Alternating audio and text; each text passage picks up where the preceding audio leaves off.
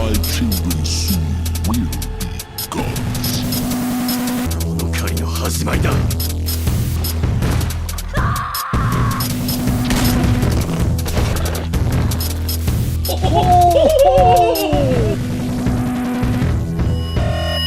Of course, Em.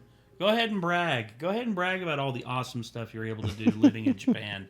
Go to all the anime cafes and all the art exhibits and all the awesome concert events and like meet and greets and just do all that stuff and just have us realize how pathetic our lives are. Jesus. I'm joking, of course. I'm happy that Em is finally able to do the stuff that she wants to do and is able to live her best life in Japan and just have fun and enjoy life, man. What else is there to say? I mean, damn.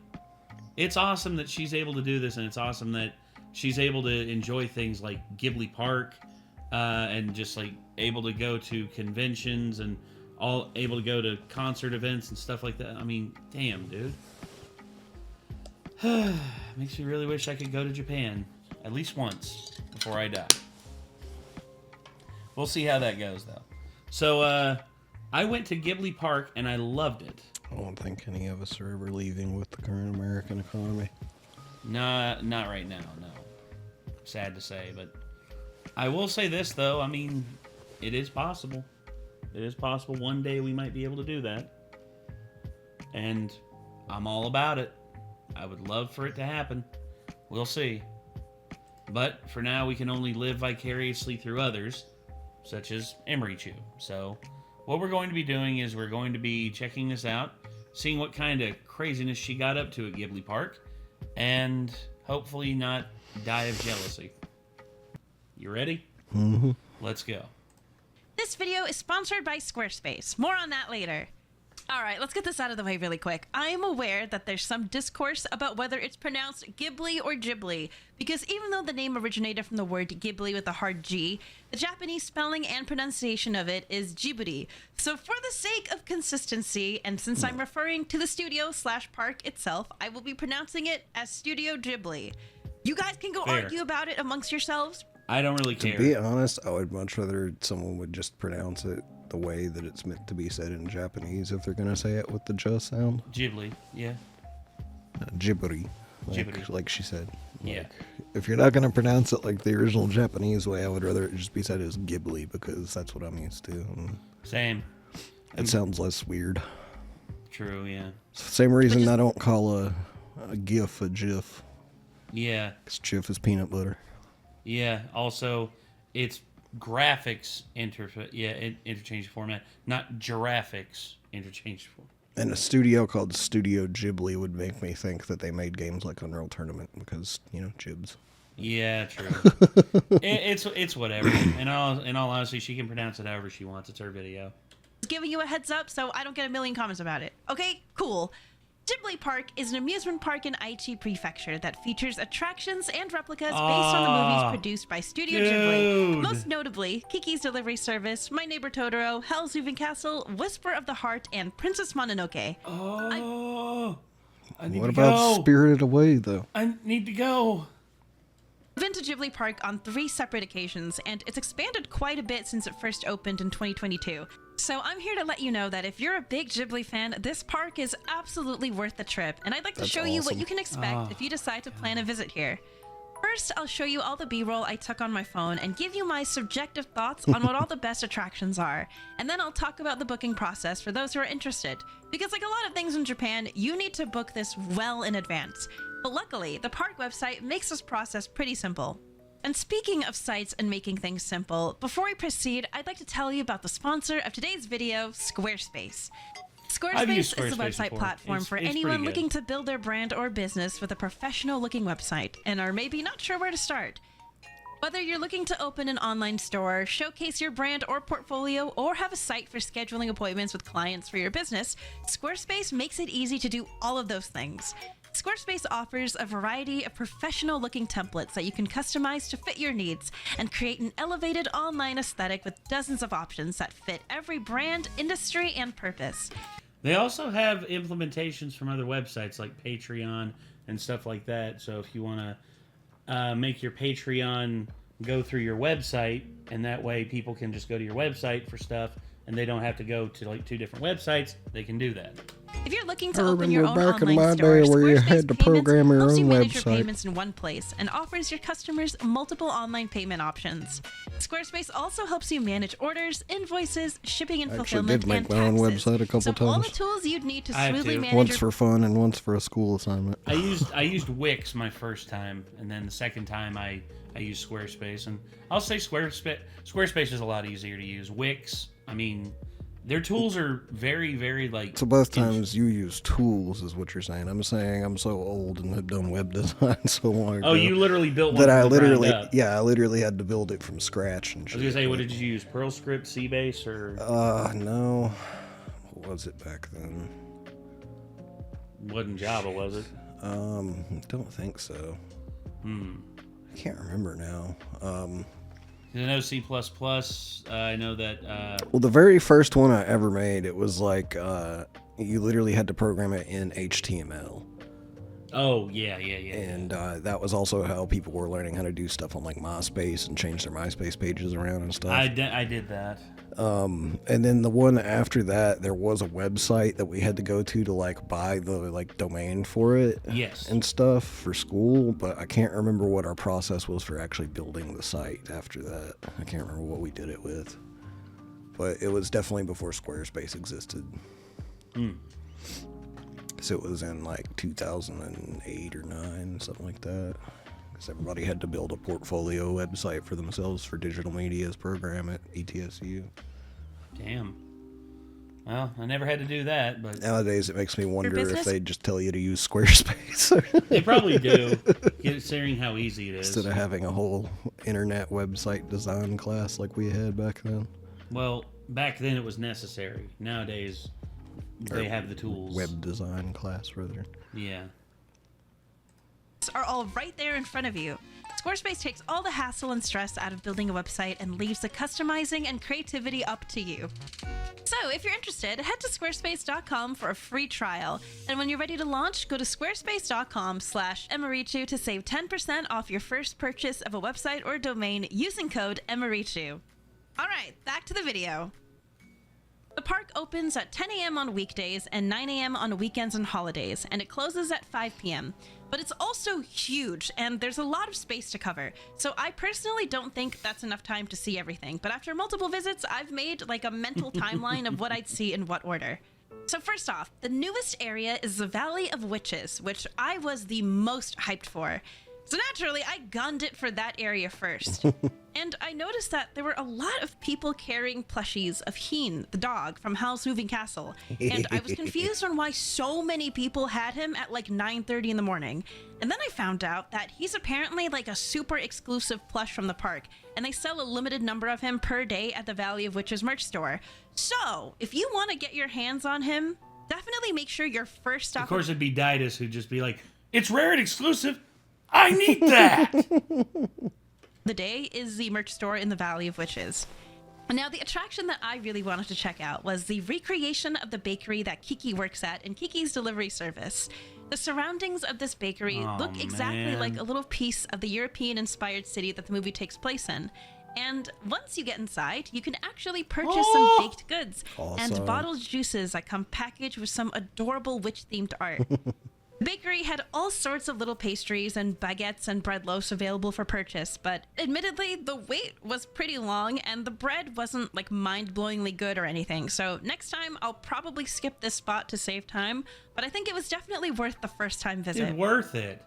I couldn't film the actual room itself, but if you walk to the back of the bakery outside, you can take the stairs up to the attic where they recreated Kiki's room from the movie. It was really cute. That's and the awesome. So that's expected, because here's the thing. Jaden went to Ghibli Park. Or Ghibli Park. If you're going to get on us about how we want to pronounce it, like, honestly, go fly a kite. I don't care. No filming allowed. Here's the thing. When she went to Ghibli Park, they basically told her she couldn't film either, but she did snap a picture of the cat bus from My Neighbor Totoro, and I'm glad that they've loosened up and they at least letting some people film here, and if I were, I mean, honestly, personally, I would get a pair of like spy glasses and just film it in there. Even though I wouldn't be able to post it, just to be like, just to like look back on the memories, I would want to do that. Attention to detail really made it feel like you stepped into her world. Now, one of the best attractions in this area is the recreation of the castle from Howl's Moving Castle. If you thought... I hear that merry-go-round, that merry-go-round in the background there. I hear that. Well done. This thing looked impressive on the outside. You would not believe the inside. The thing about the replicas in Ghibli Park is that they capture every single detail and then some. One thing to note, though, is that photography isn't allowed in the interior of a lot of these attractions, so I don't actually have any video footage of the inside. But on that note, I actually really like that photo taking is discouraged for these exhibits, because it encourages everyone to just take in the moment and admire the artistry of everything up close and personal without having to wait for a million cameras. True. Unfortunately, But the real reason for it is that it encourages everybody to have to come pay money to see it Exclusivity. themselves. It encourages the exclusivity, which I get it. I mean, you know, but here's one thing I'll say. Pictures never do real life justice. They don't. It gives you a sample and it shows you what to expect. But when you get there and you see it yourself, my God. it means I don't have I've a even lot to seen show that you. with video games, man. Like, you know how many screenshots I saw of a Reaper Leviathan before I actually played Subnautica? Yeah. It's like they didn't scare me Shit, at all when I looked at the screenshots, but when I actually got in there with one and saw it moving around and how big it was compared to me in motion and stuff, I was just like, I don't like that. I bet not. Like, oh no. But I can guarantee you it would not do it justice anyway. This is something you have to see in person. Inside of Howl's Castle, you'll find a recreation of every single room that's shown in the movie, and I don't know how they did it, but yes, that includes Howl's insanely detailed bedroom Whoa. and Really? No way. Dude. And the painted bathroom. Oh. his nasty-ass bathroom. They even figure out a way to replicate the way the castle changes location by having the window change scenery every time you turn the doorknob on the front door. Dude. Damn. I guarantee you there's like an internal slide thing inside of it that every time you do it, it like shing, shing. Ah, dude. They really thought of everything, so if you're a Howl's Moving Castle fan, this attraction is a must-see. I really wish Kate were here for this, because Kate would be just like, we need to go now, we need to go now, we need to go now, we need to go now. Yeah. Oh. Probably Right would next be to a good Kiki's idea to Bakery show is a her that big, any of this exists. Yeah, because she would literally, like, I don't care what she would do. She would probably do everything in her power just to... Probably sell her car just to be able to go over there No. and see this. We just helped her get that thing back, dude. God dang it. beautiful Ghibli-themed carousel that features a variety of animals and vehicles you could ride, Yeah, cool! like Kiki's broom, the Witch of the Wast's carrot, Oh, and also the Wolf Brothers, too. the wolves from Princess Mononoke, Tombo's bike, etc. And it Dude. very fittingly played, of course, the Merry-Go-Round of Life tune from Howl's Moving Castle. Yep. One of my I'm sure this gets cooler and cooler the more those movies you've actually seen. Me having only seen like 6 of them though, I'm just like, yeah, that's pretty neat.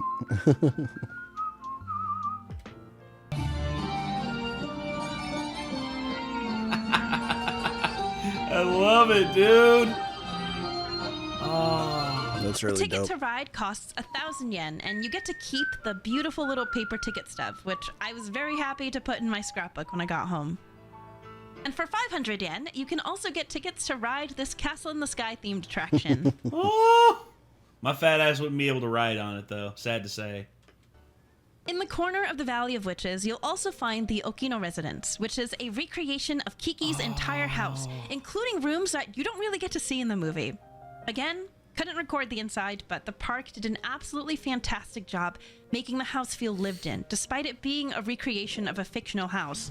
I'm pretty sure there were even real plants in the room where Kiki's mom makes medicine, and there were so many cute details to add to the immersion, like little childhood drawings Kiki drew hung up on the wall, and a record player in the living room where you could ask the staff to switch out the music. Kiki's Delivery Service was the first Ghibli film I ever watched when I was a kid, so this exhibit held a very special place in my heart. Near the entrance, there's actually a recreation of the house from The Earwig and the Witch.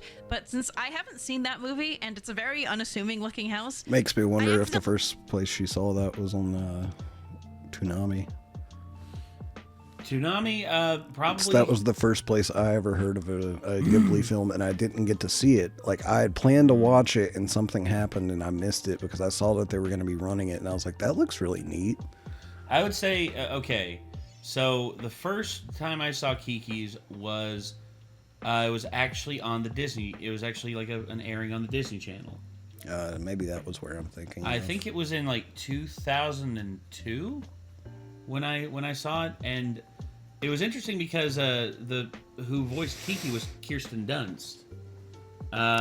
Yeah, now that I'm thinking about it, I think I did see that. That's what I'm thinking of, not Toonami, because I do think I have a vague memory of them advertising that like they were doing a dub of it. Well, no, they actually did interviews of her and I think it was not Joey Lawrence, but Matthew Lawrence. It was Matthew Lawrence who voiced the boy in it.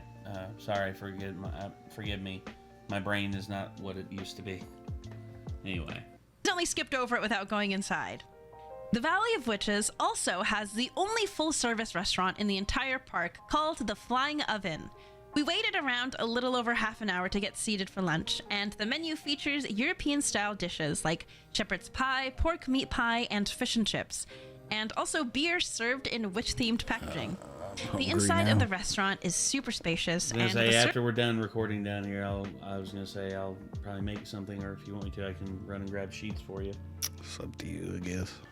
Service was actually really quick. I ordered the pork meat pie and an eyeball soda float, which came with a generous helping of milk that soft looks that serve, good at sheets. Oh, sad to say, you're chocolate right. black cat, and some meringue bones on top. The pork meat pie was really flavorful and juicy, and the pastry puff was nice and crisp. But the green beans and potatoes weren't really seasoned at all, so we requested a side of salt, which the server very kindly brought over for us. You pour it on like Salt Bay, and then charge $300 extra.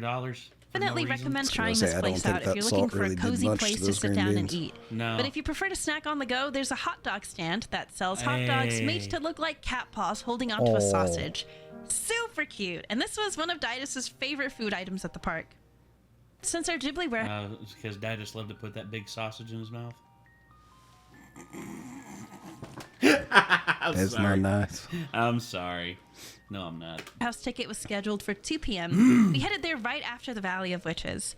The Grand Warehouse is where they have several Ghibli exhibits and lots of Ghibli-themed displays. And even though everything's in one building, there's a lot to do and see. So first things first, when you enter, you'll be given tickets for their screening room cinema, which is where they show original Studio Ghibli animated shorts, very similar to the cinema room at the Ghibli Museum in Mitaka. You can't really see these animations anywhere else, so I highly recommend catching a showing as soon as you enter the warehouse. Oh, dude, exclusive Ghibli One of the most shorts. popular exhibits is the interactive exhibit where you can take pictures in various different film Hey, scenes. no face. Which is super cool Did he since just it's one of blink? the few exhibits Huh? Did he just blink? can take pictures in various different Oh, film no, it's the focus. Okay, I was gonna say, I was like, whoa, It did look like he whoa. Like right here, right He here. did yeah. not look animatronic. pictures in Yeah. It's the Yeah, the zoom in focus feature. makes it looks like he blinked. It makes it look like he blinked. If I sat down next to that thing and it blinked, I would literally just look up and be like, please don't eat me. various different film scenes, which is super cool since it's one of the few Oh, dude, yeah, the returning of the Force God's head. Man. exhibits where you're allowed to take pictures, but from I was going to say, scenes. if we Which go, is if super we go cool here, since it's one of the few I would love to do a thing where me and Kate are like under him, under the Force Spirit's head, holding it up from the movie. Oh, dude. exhibits where you're allowed to take pictures, but from my experience, the wait is always really long. I remember when we went, it took about an hour and a half to wait and get through everything. So if you really want the Ghibli themed photo ops, it might be worth it for you. But if you don't really care that much about taking pictures of the displays and the line is super long, then it might be a better use of your time to go elsewhere or come back later and hope the line is shorter. For me, the first time was fine, but now it's an easy skip because of how much time it eats up. My personal have to favorite do it. exhibit I in the would have warehouse is the Animating Memorable Meals exhibit, which is dedicated Damn it, you're gonna make me hungry. Yep. to the age-old question of how does Ghibli food always look so good? In this exhibit, you'll get to see animation keyframes from some of the studio's most iconic food scenes, and some beautiful fake replicas of all the tantalizing meals and recreations of kitchens from different Ghibli films. Right next door to this exhibit is a display of Ghibli movie posters, DVDs, and books from various different countries. And it's also where you can take a picture with a giant cat bus replica from My Neighbor Totoro. And the line is usually not very long at all, so... That's the photo that Jaden was able to snap. It goes through pretty quickly. Definitely worth checking out. Aside from these exhibitions, there's lots to look at inside the warehouse, so I encourage you to take your time walking around and appreciating all the displays, most of which you're able to take pictures of. Like this display of Yubaba sitting at her desk, where it kind of looks like you're peeking into her office. Or this area that's made to make you feel like you shrunk down to Arietti size. During my second visit, they even had the Oscar for The Boy and the Heron Yes. Nice. on display. But unfortunately, it appears it's been removed from the warehouse since then. If you end up feeling a little hungry, I was gonna say they should just put all the Oscars that they won in like a display case and put them next to the ones that won. there's a cafe that serves sandwiches and pizza, and the sandwiches come with a little paper flag toothpick stuck in them. And of course, your warehouse visit isn't complete without a visit to the merch store, which is also where the building exit is conveniently located. I could not take any footage of the merch store, but there was a lot. If you're a big My Neighbor Totoro fan, then you should absolutely take one of the park buses over to Dondoko Forest and make your way over to Satsuki and Mei's house. This house is an exact recreation of the house from the movie, and they did a really great job with making this feel more like a legit house than a display, even down to the dad's extremely messy study room. You're even required to remove your shoes before you enter. Of course. Oh, man. So for me, it always feels like I'm trespassing into someone's 1950s country house.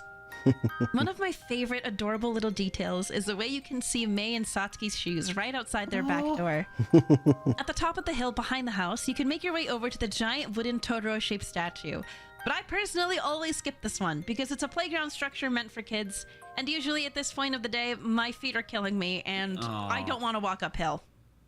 I'd say the most underwhelming area in the park compared to all the others is Mononoke Village, which is inspired by the mountain village landscape in Princess Mononoke. And there are a total of like 3 different things to look at here.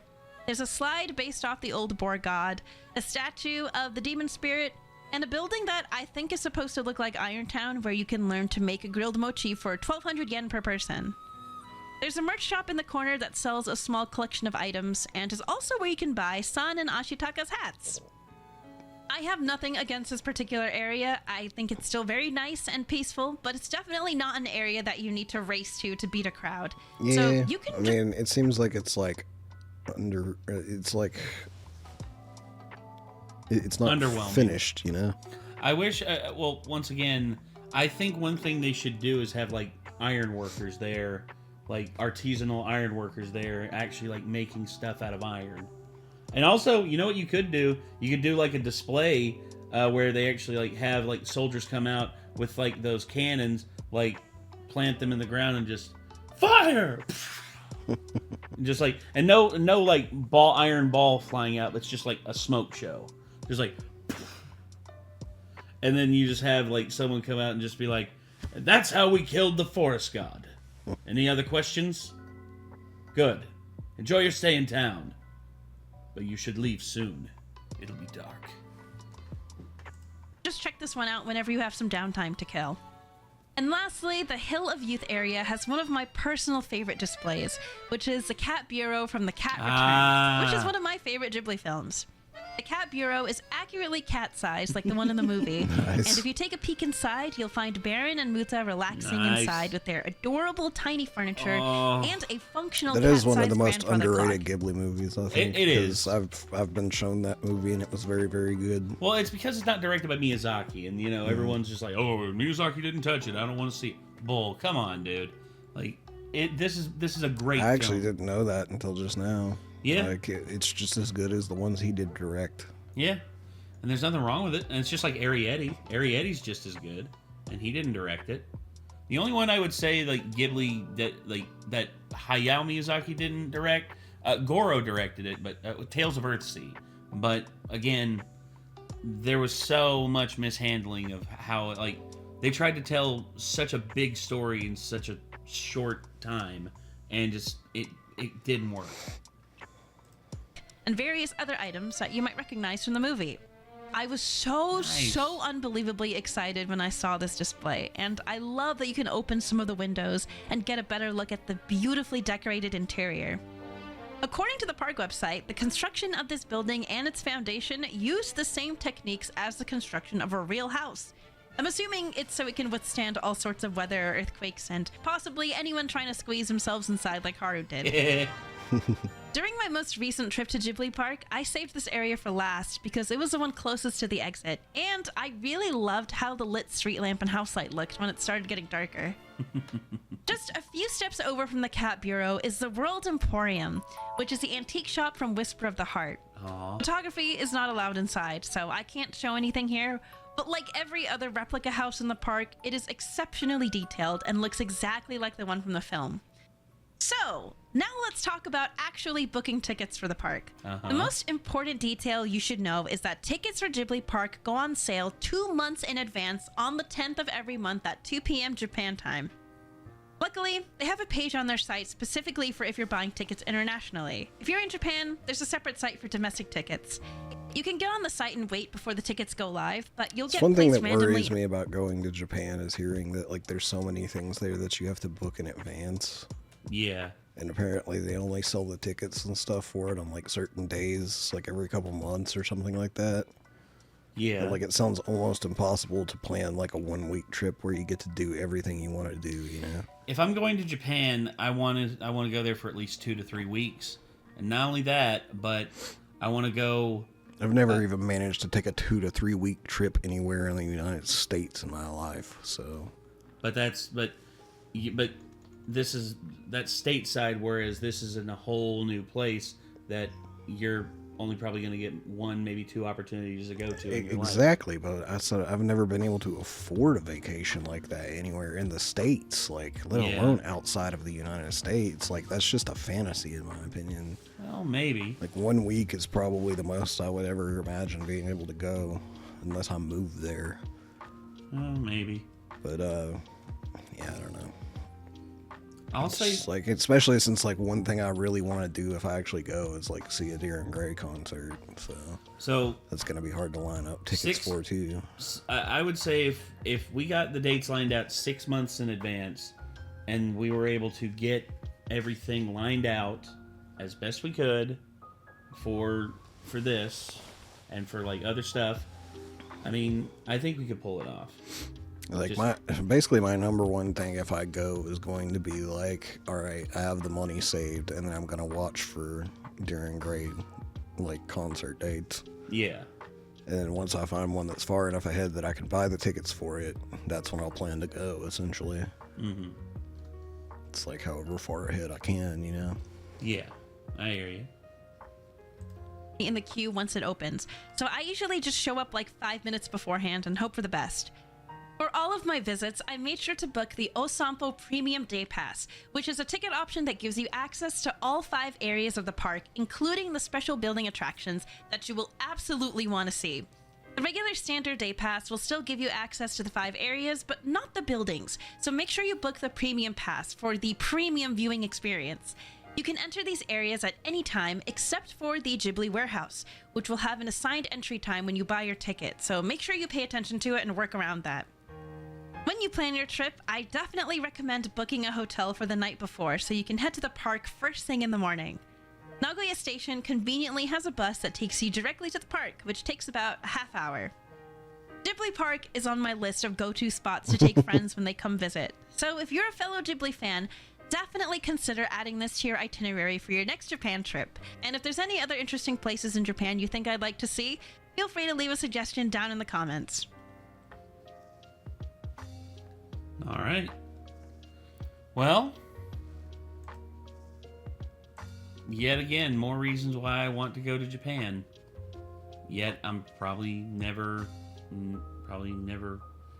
going to because of money, but we'll see. Maybe one day, you know, if the cards are dealt in our favor at one point. But all right. Anywho, I don't know what else to say about this other than just now I'm hungry. Now I'm wanting to go to Japan again, and I don't know what to do with my life.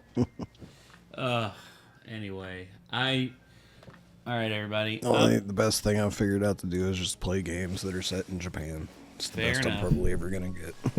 Maybe. Like Anyway, Ghostwire Tokyo, Persona, all those kinds of games. yeah. Well, I think that's gonna do it for this one, everybody. We want to thank y'all for tuning in, and until next time, I'm Nate. I'm Nick. Y'all be good people. Take care. Peace.